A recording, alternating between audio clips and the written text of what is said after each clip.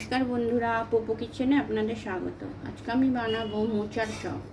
মোচার চপ বানানোর জন্য এখানে আমি নিয়ে নিয়েছি সেদ্ধ করে রাখা মোচা, এখানে বাদাম, কুচানো নারকেল, 1 বাটি বেসন, হাফ বাটি চালের গুঁড়ি।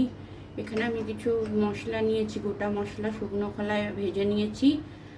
তেজপাতা, একটা শুকনো লঙ্কা, এখানে আছে দালচিনি, এলাচ, 2টো লবঙ্গ, গোটা জিরে আর গোটা ধনে। আমি এগুলো গুঁড়ো করে নেব। আর এখানে আছে স্বাদ মতো চিনি, হলুদের গুঁড়ো, সামান্য লঙ্কা গুঁড়ো। আর এখানে আমি নিয়েছি হাফ চামচ চিকেন মশলা। কড়াইতে তেল দিয়ে দিচ্ছি। কড়াইতে আমি আগে অল্প তেল দেবো। আর এখানে আমি রেখেছি সেদ্ধ করে রাখা আলু, আর এখানে আদা রসুন থেতো করা। তেল গরম হয়ে গেছে, আমি আদা রসুনের পেস্টটা দিয়ে দেবো। থেতো করে রাখা আদা রসুন দিয়ে দিলাম।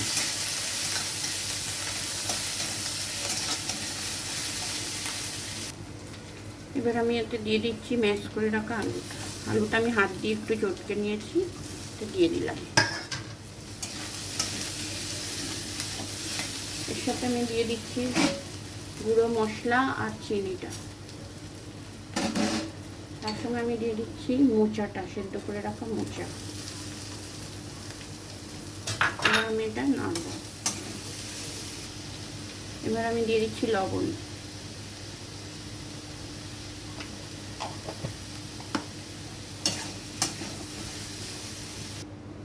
এবার আমি দিয়ে দিচ্ছি কুচানো নারকেল আর বাদাম। এটা আমি ভালোভাবে মিশিয়ে নেব। এবার আমি এতে দিয়ে দেব গুঁড়ো করে রাখা মশলাটা।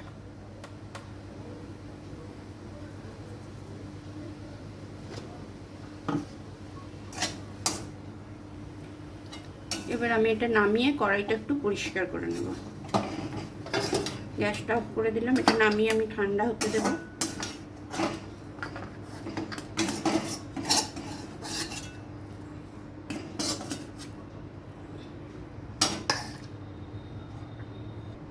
চপের পুরটা আমি ঠান্ডা হতে দিচ্ছি।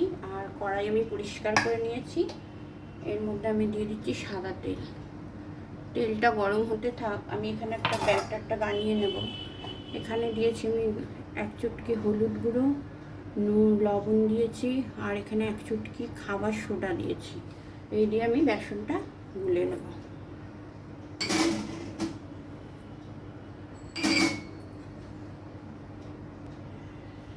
ব্যাটার আমাদের রেডি। তেলও গরম হয়ে গেছে। আমি এগুলো এইভাবে চপের শেপ দিয়ে এবারে বেসনের গুলাতে দিয়ে ভেজে নেব।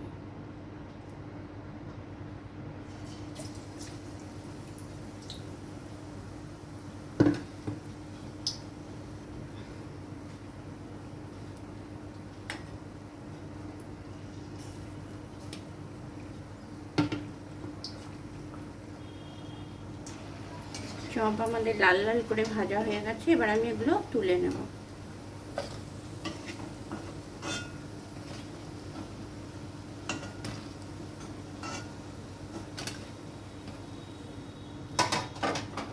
বাকিগুলো আমি এইভাবে ভেজে নেব।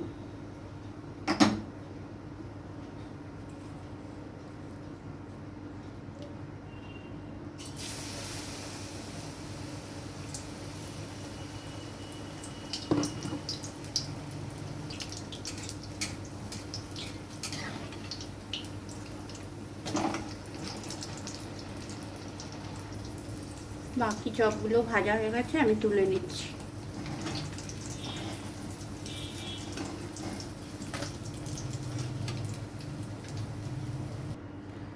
বন্ধুরা, তৈরি হয়ে গেল মোচার চপ। দেখুন।